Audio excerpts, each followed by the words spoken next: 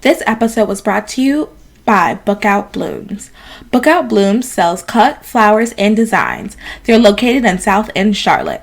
They have beautiful flower arrangements for any occasion you can think of. They even have classes where you and a group of girlfriends can come and learn to make your own bouquets. So, head on over to www.bookoutblooms.com to learn more information. And if you stop by the shop, tell them that those other girls sent you.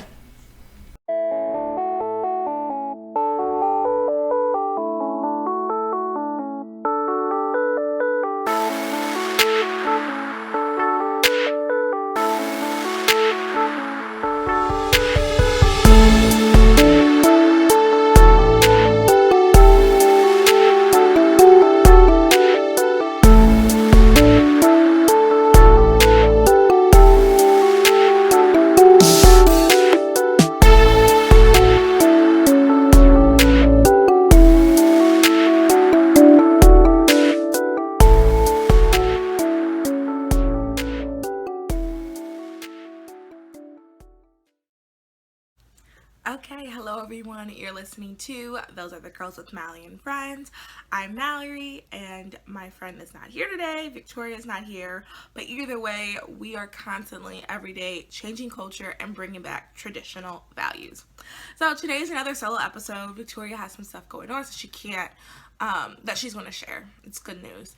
That she cannot come on right now. And then I had a guest lined up and something happened and she couldn't do it either.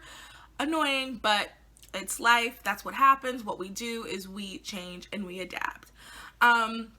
So today's topic is a controversial topic. Not a controversial topic to everyone, but specifically in our Christian conservative circle. Also too, but before I get into that, I want to talk about a few things. If you are watching on YouTube, I'm recording this on my phone. Hopefully it will go the full, I set an alarm for 30 minutes. Hopefully it will go the full 30 minutes. If not, I'll just cut it off and then do the picture of me or something like that to complete the episode. I'll just add the audio. But anyway, so that's the first thing. And if you are watching on YouTube, you will see that I'm wearing my A Women's Place is in the House and the Senate, which is it alludes to our topic. And I just want to remind everyone to sign up for our summit. Our summit is in less than 2 weeks, and I'm super excited for everyone to be able to see all the things that we have planned. It is going to be a really good summit. We have a lot of women lined up that are going to talk about some really, really good topics. I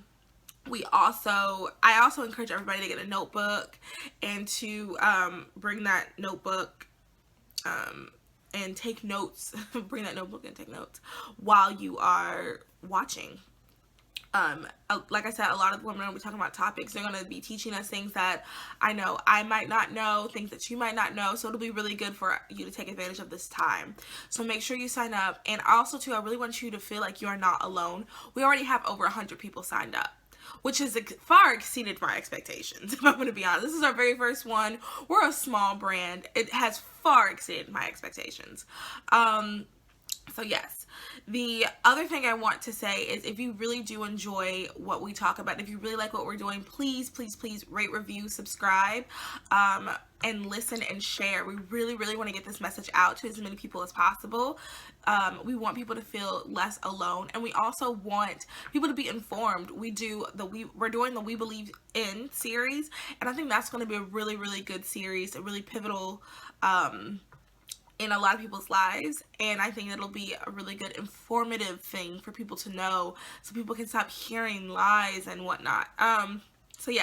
So please rate, review, subscribe, share, get this information out to as many people as possible.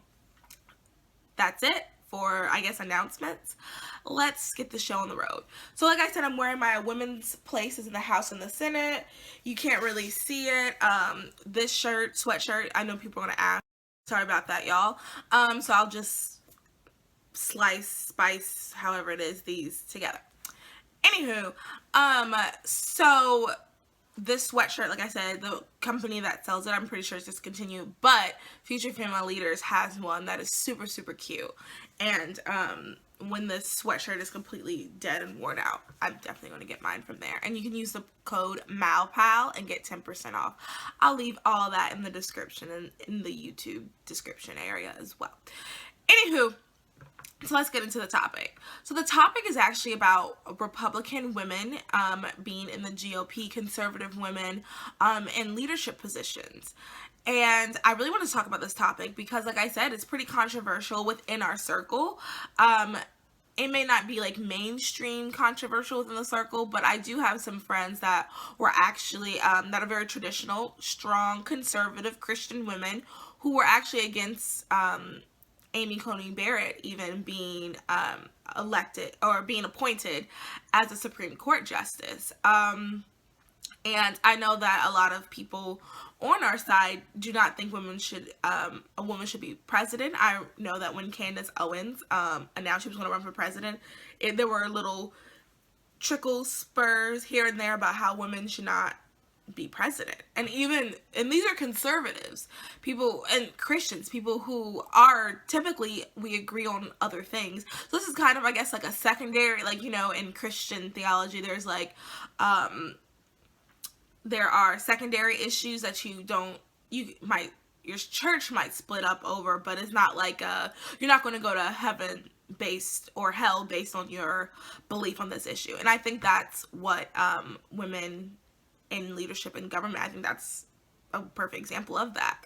So when I think of this topic, I think of it from a lot of different pinpoints, because if you know me, you know that I do believe in traditional marriage, and I believe that that's the first thing. I believe in traditional marriage in the sense of like the husband is the head of the household, and he is the provider and the protector. The woman, she takes care of the children, and her house is like her domain, so she helps make the house look beautiful. She is the hostess and things like that. So I do believe in that personally. I know Victoria, I think she's more of like, it's a 50-50. And, I also want to add, like, I don't believe that, like, if I do get married, that my husband is just going to be this big arching thing, like, this is what we're doing. Not like that, because if you know me personally, that's just not. I am imagining that what we would be doing is we would be discussing the ideas, and then if something came down to it, he would be the last decision, and because he is submitted to God, I would trust being submitted to him. And I think that's just another important aspect, that as women we are to submit to our according to the Bible, you're to submit to your husband. Your husband is supposed to be submitted to God. So if your husband isn't submitted, if you're dating someone and you're dating to marry and they are not submitted to God, then it's going to be a hard time you're going to have a hard time submitting to them. I feel like you're going to have a hard time trusting them, that their idea is not, their idea is good. Anyway, that's beside the point. So I do believe in that. So that's why I do struggle with this topic a lot, especially as someone who I believe I do have a very strong personality. I believe God has called me into the positions. I am in some leadership positions. And I've, not to brag or anything, but I've always been in leadership positions throughout various times of my life.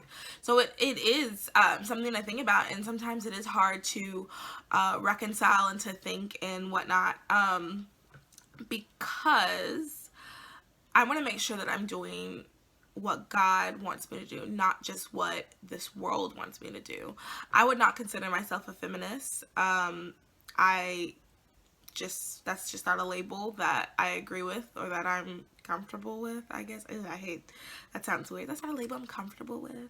But I would not consider myself a feminist. But I do believe that women do have a place in these spaces. I do.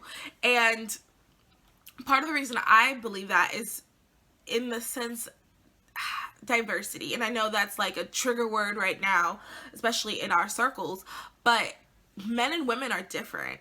And what a woman can bring to the table is very different than what a man can bring to the table. I think it's okay, and I think that's how we move forward and we get things done. And I also want to add, a lot of the decisions made in our country, such as my favorite example is Roe v. Wade. Roe v. Wade was decided by men. There was not a single woman. It was men. Men decided that. So we can't sit here and act like men are always making the best decisions. Also, too, during this time, there are a lot of weak men. I think that I'm not a man basher. As you know, I love men. I would hopefully like to get married one day. We'll see. I'm not a man basher because there are a lot of strong men, but there are also a lot of weak men. And there are a lot of weak men in government right now. And I think that during this time, I don't think it's wrong for women to step up. I think when the Bible talks about men being in leadership, from my interpretation, and I can admit that I could be wrong, because once again, this is a secondary issue, so this isn't something like I mull over every day. This isn't a salvation issue. That's what another thing. This is not a salvation issue. I do believe that when the Bible talks about it, the Bible is talking about men being the head in the church, which we do know the Bible says that women are not supposed to preach to men. And I don't think that translates to women are not supposed to lead men. And also, too, there are just certain positions that women should be in. The thing that I think about the most whenever I have this conversation with people are pregnancy resource centers. A woman should be running that. I'm sorry. Like a domestic violence women's shelter should be run by a woman. That's just, I mean, I don't understand. There's no excuse. Like there's no reasoning I can think of for a man to run either one of those things. Those things should be run by women. Men can volunteer. I don't think that's wrong. Especially a lot of pregnancy resource centers are working on having father classes to teach the men in the relationships how to be a father and give them some tips and mentorship. I absolutely love that. But the director of the pregnancy resource center, I believe, should be a woman. And I do believe there are, and like I said, men and women are just very different. I didn't see the full story, but I think I read somewhere that Tucker Carlson made a comment that pregnant women should not be in the battlefield. I could be completely wrong. This could not even be what the topic is discussing, but I'm going to comment on that because that's what I think I read. I agree. I do not think, there are certain things I don't think women should be doing. And, you know, this is going to be controversial. And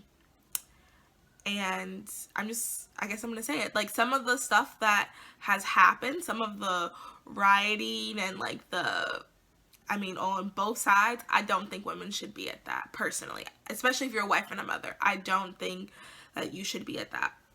I do think there are certain spaces and certain things men and women are designed better for. I think men are designed better for war. If a woman wants to meet the same requirements, so if there has to be 100 push-ups, if a woman can do 100 push-ups and she wants to subject herself to that, can't relate. The girliest girl you'll probably ever be is you're listening to right now, you're looking at on the screen right now. So I personally cannot relate to that. I just would not be able to do that. But if a woman wants to do that with the same requirements, you know what? Why not? Do I think they should probably be separate? Possibly, because the reality is men and women are different. And, someone said this, and I do think a man would naturally want to protect the woman, and it could cause some sort of mix-up or something like that. Like, it could be a bigger thing than people like to make it. Anywho, moving right along from that topic. All that to say, I do think it is okay for women to be in leadership positions.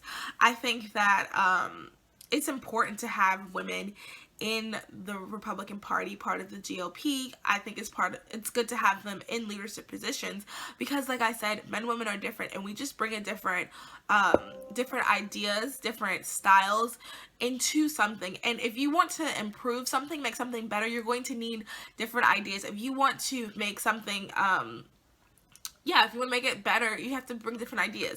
The other reason why I think I'm about to sneeze. Sorry, y'all. It's not Corona. It's like 30 degrees outside when it was like 70 last week. So my body's like, what is going on? That's why I'm wearing a sweatshirt. Anyway, so women, it is okay because we bring different ideas. And if you want to improve something, I think I just said this, but whatever, you're going to hear it again. If you want to improve something, you need to bring in different ideas, and women can bring in different ideas. Also, too, we have different skills. And honestly, sometimes you do, I know the argument is women are too emotional. I'm not going to go back and forth on that. But I do think sometimes you do need to bring emotion into certain arenas. I'm not saying that if you are in maybe a missile room, something like that, I'm not saying you need to bring emotion into that. If you have to make a big decision that only requires logic, okay, maybe don't bring emotion into that. But, you know, I'm thinking of, you're dealing with, oh gosh, I'm trying to think of examples.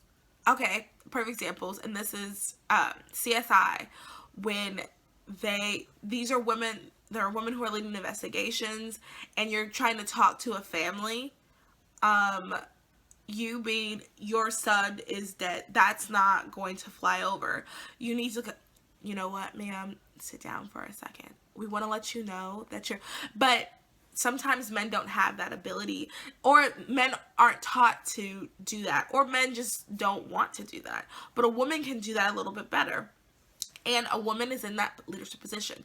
So there are just certain times where I do think it is okay for women to be in leadership, and I think it's great for them to be in government leadership, because like I said, the different ideas, I think it just goes back to me to just, we need different ideas. Things are not working the way they want to work, the way they need to work right now. We are in a very not the best situation, I guess, is the only way I can think of describing it.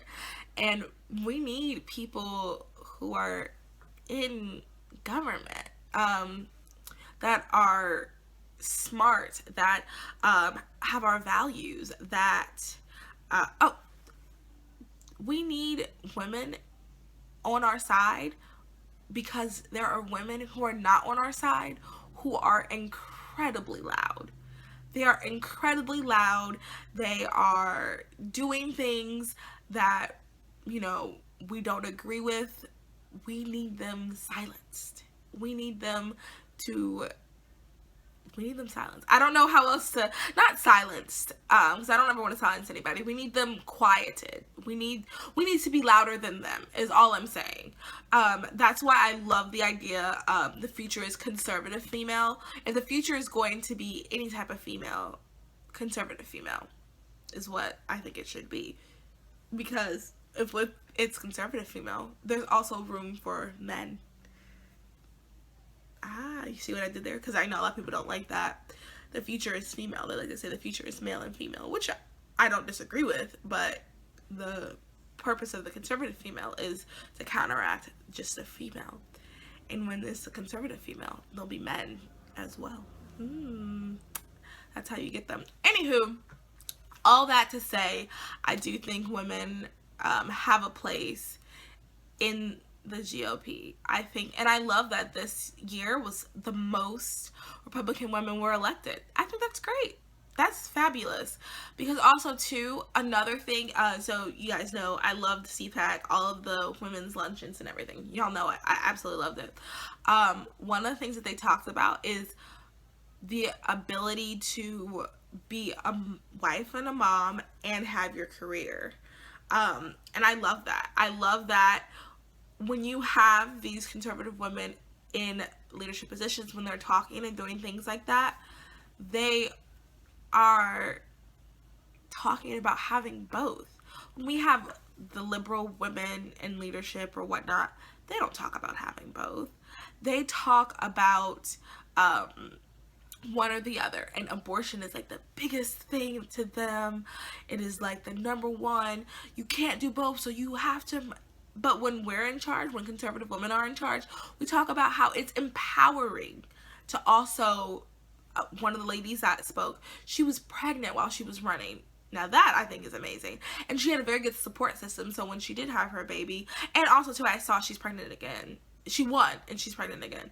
But she has a really good support system, so she's able to help raise her child. Her parents are helping her raise her child, as well as she is able to be there for her child, and she's able to do what needs to be done in her district. I love that. That is great. That is amazing. And I think that there's no problem. I don't see a single problem with that.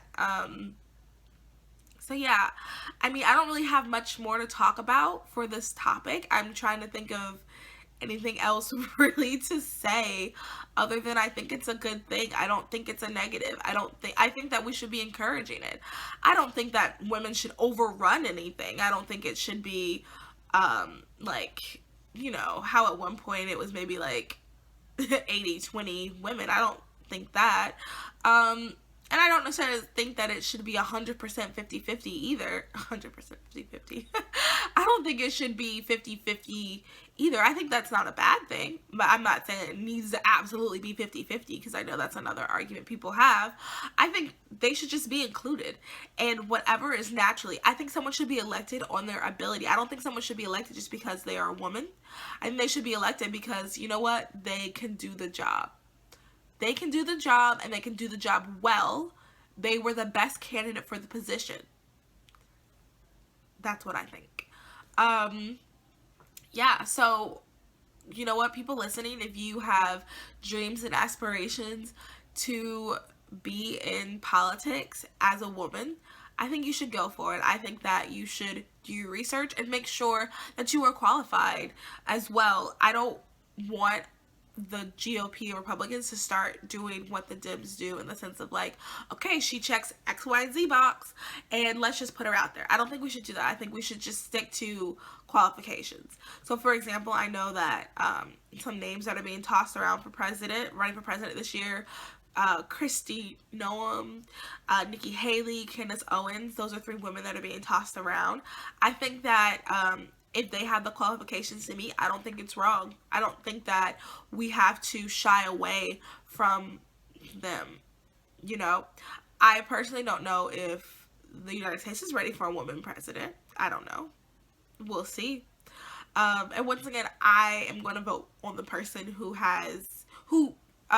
values align the most with mine. So, and that won't be a dim. 99.9% sure it won't be a Dem. It could be the Republican nomination. It will probably be the Republican nomination, and that could be a woman. And I will vote for her if her values align with mine. I think that's the biggest thing too, just making sure that we are empowering and electing people who do the work, people who are qualified, people who whose values, morals align with what's best for the country.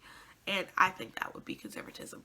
So I guess that's it. I just want to reiterate, sign up for our summit. I'm super excited for that. Thank you guys all for listening, and yeah, just make sure you share this episode with your friends and family. And I just appreciate all of you guys. I do. So everyone, have a good rest of your day. I will talk to you later.